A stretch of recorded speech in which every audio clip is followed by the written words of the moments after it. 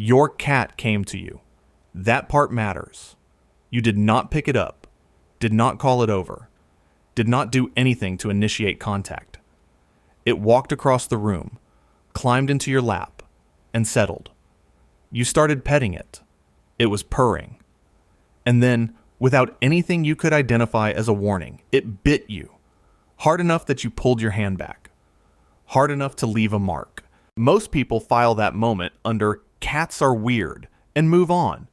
Some assume they did something wrong without knowing what. A few start to wonder whether their cat actually likes them at all. None of those explanations are accurate. And the real explanation, the one grounded in behavioral research and veterinary neuroscience, reframes not just that moment, but every petting session you have ever had with your cat. Here's the thing most people never consider. The cats that do this most reliably are not the antisocial ones. They are not the ones who never wanted contact to begin with. Research suggests the cats most prone to this behavior are often the ones paying the most careful, precise attention to you. What that actually means, and why it changes how you should read your cat entirely, is where this ends up.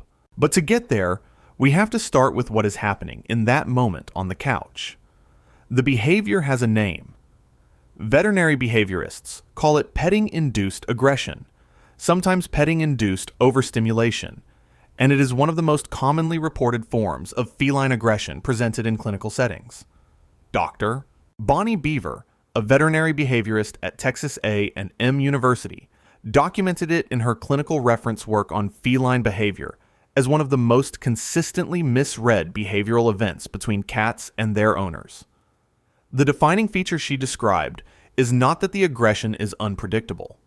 It is that the predictability was present throughout, and the owner walked right past it. That is not a small distinction. It means this is not a character flaw in the cat. It is a communication event with a structure, a progression, and signals. And the owner did not yet have the vocabulary to read them. To understand why those signals exist at all, you have to understand what petting is actually doing to a cat's nervous system. The common assumption is that it works the way it seems to work. A continuous, building, pleasurable experience, with purring as the meter. More petting equals more contentment. The purr is confirmation, but feline sensory neurology does not operate that way. Repetitive tactile stimulation along the same neural pathway does not produce a continuous reward signal. What it produces is sensitization, a progressive lowering of the threshold at which input shifts from pleasant to aversive. The nervous system loads. It does not stay neutral. Purring does not tell you the loading has stopped. Purring is a self-regulatory mechanism. It occurs during contentment, but it also occurs during stress and pain. Cats purr to manage arousal, not only to express satisfaction. Treating it as a one-directional happiness signal is where the misreading begins. Think about what that means. A cat lying in your lap, purring while you stroke it, may be actively managing accumulated tension, and the owner watching that purr sees nothing but calm. The stress response is already underway. The visible signal is pointing in the wrong direction. And if the body is loading while the owner reads ease, then the warning signals the cat sends are being decoded through the wrong framework entirely, because those signals are there. Veterinary behavioral literature, including clinical documentation by Bonnie Beaver and the Foundational Ethological Compilation on Domestic Cat Behavior by Dennis Turner and Patrick Bateson, published by Cambridge University Press from 1988 onward, describes a consistent pre-aggression behavioral sequence in petting-induced contexts. The tail begins to move laterally, not a wag, a slow and low sweep. The skin along the back begins to ripple or twitch. The ears rotate toward a flattened or sideward position. The slow, easy blink disappears and is replaced by a fixed, dilated gaze. The body tenses.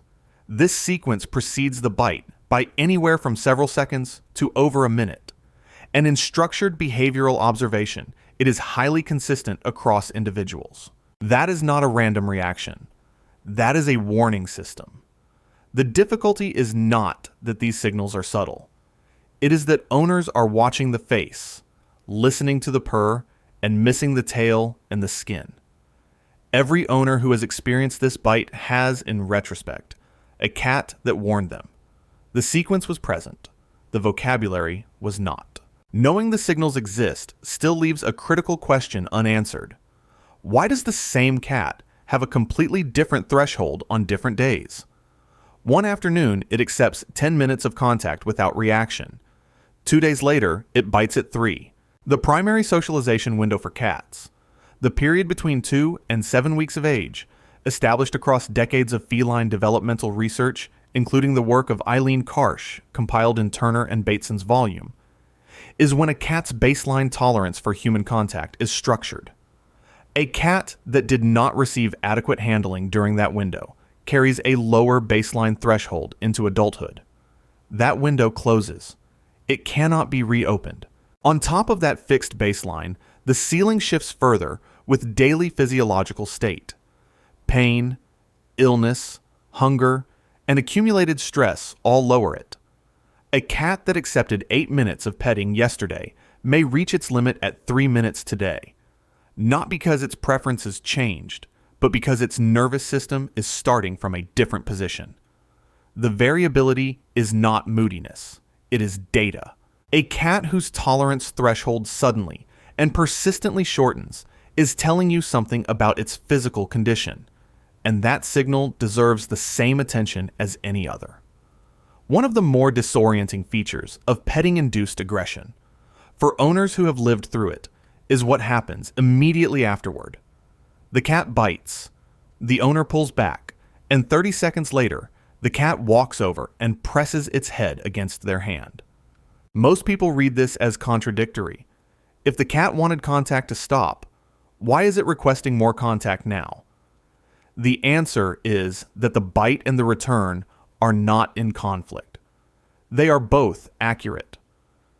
Clinical behavioral literature describes cats displaying petting-induced aggression as frequently showing high social motivation paired with low contact tolerance. They want the proximity. They want the social engagement. But the physical stimulation that prolonged contact produces is more than their nervous system will absorb. The approach after the bite is the same cat expressing both things that are simultaneously true. It wants to be near you. It needed the stimulation to stop. That is not rejection. That is a limit. And the cat returning confirms the relationship is intact. The signal was about the body, not the bond. Where the hand travels during petting also matters more than most owners realize, and the research on this is more precise than most people expect. In 2015, Sarah Ellis and colleagues at the University of Lincoln studied 54 cats and mapped their behavioral responses to being touched across different body regions. They identified 3 broad zones: areas around the base of the ears, the cheeks, and under the chin consistently produced positive affiliative responses. The trunk and back were intermediate and highly variable by individual. The base of the tail produced the highest rate of aversive response, including aggression, of any region tested, triggering negative reactions in a majority of the cats studied.